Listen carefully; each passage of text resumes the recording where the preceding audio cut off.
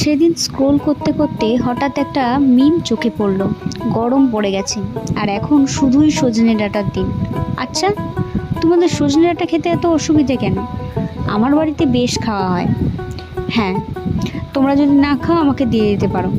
হতে পারে তোমরা রান্না করতেই জানো না। তো আজকে আমি করেছিলাম শুক্তো রান্না, সজনে ডাঁটা অবভিয়াসলি সেটা দিয়েই।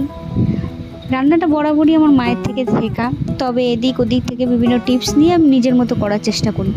তবে হ্যাঁ, আমার ভিডিও দেখে রান্না করতে যেও না, কারণ এখানে এমন অনেক কিছু আছে যেগুলো আমি দিয়েছি কিন্তু ভিডিও করা সম্ভব হয়নি।